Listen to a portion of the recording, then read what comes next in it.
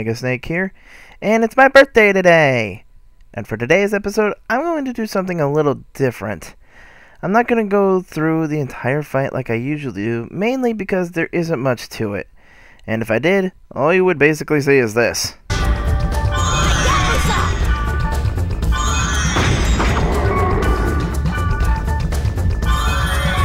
Yeah, I'd rather not bore my loyal fans with just this. So I'll just make a short video. With that out of the way, let's get to it!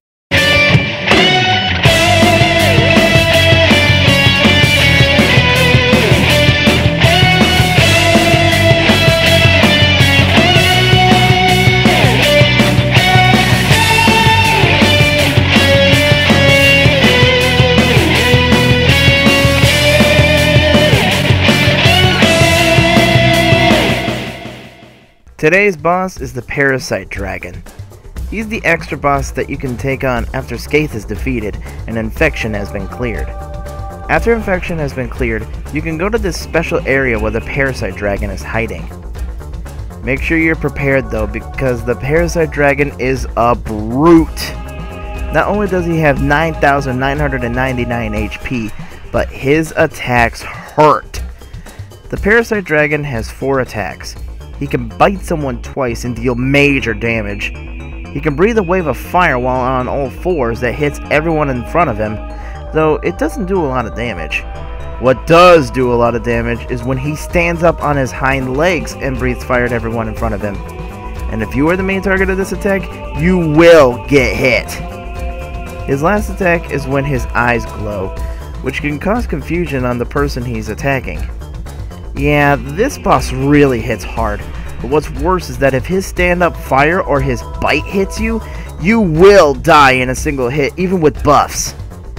Yeah, Twin Blades aren't very tanky. So, how do you defeat him? Well, there are 2 methods to deal with him. The first method is the one I recommend, though you will need some patience for it. For this strategy, bring Black Rose and Sanjuro with you, since they hit hard and are pretty tanky. And make sure you bring plenty of health drinks, no less than 50. I am not even joking. Also, make sure you have some Mage's Soul so that they can keep attacking with their best moves.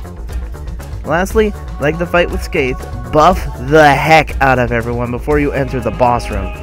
The most crucial ones are the ones for physical accuracy, defense, attack, and magical defense, and a flame buff to cut down on the fire attack somewhat for them. Once you enter the room, stay back and let Black Rose and Sanjuro attack him, and make sure you tell them to use skills now and then. While you stay back, make sure you keep them healthy by using health drinks, since they can survive his attacks when near full health. The reason you need patience for this is because for a lot of the fight, you'll be opening your menu over and over and over again just to keep their health up, which can make the fight take a lot longer than it should. However, if you feel brave, you can try to get behind him in between his attacks so that his attacks can't hit you while you hit him. Just make sure you keep your party's health up, because if his current target dies, he might switch to you and you will be basically screwed. Lastly, once his health reaches to around 1000 HP, his protection will break, and I can't stress this enough, data drain him! Seriously, some people don't know that it's not the EXP you want from him.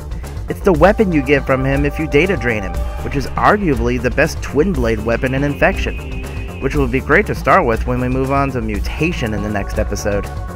Though, because you data drain him, he will become a small monster, and you will only gain 1 EXP from him. But the weapon is kinda worth it, especially for you completionists who want to have every single rare item in the game. Now, about the other method, you can switch out Sanjuro for Elk or Mistral, and have one of them be in charge of healing instead. Which works out because Wave Masters tend to stay back and use magic or healing items anyway. Just make sure you give them plenty of healing items. Though, I should warn you, they can't do much else except heal on this fight, since Dragon Boy here is magic proof. Also, using this method is risky, since they will tend to use La Rep, which heals everyone, but it's slow to come out, and you'll be more likely to just straight up die. Trust me, using this method, you will die. A lot. If you're okay with that, then you can use this method and go Leroy Jenkins on him and try to outmuscle him. Though make sure you bring a lot of Mage's Soul, since when you are revived, your SP is at 0. Also remember to Dana drain him when his health is low. And that's all I have to say about Parasite Dragon. How you fight him is up to you, just remember what I said. But before I close today's episode, one of my fans have been asking about doing the Golden Goblins, and while they are not bosses, I will at least do the final Golden Goblin of Infection, since it can be annoying to deal with. Right at the start, put on a physical accuracy and attack buff to make sure your attacks hit home.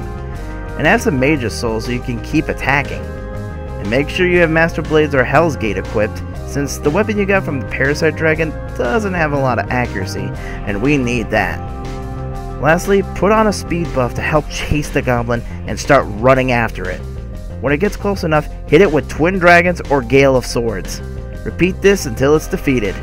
Though you can try and run away from it, since it will stop when you are not close to it, and it takes a second for it to build up speed, which makes it a little easier to get close to it so you can attack. Just don't leave it alone for too long though, because if given the chance, it will cast Rig Same, which allows it to recover health over time, and will make it a little more annoying to take down. But if you are constant in your attacks, you should be able to beat it without much trouble, and get the Imp Pin, which, if all other Goblin items are equipped, you will get a nice surprise. But I will leave it to you to find out what it is. Well, that's all there is to it on the 2 extra enemies of .hack Infection. I hope you're ready, because now the real fun begins in the next episode, as we move on to .hack Mutation.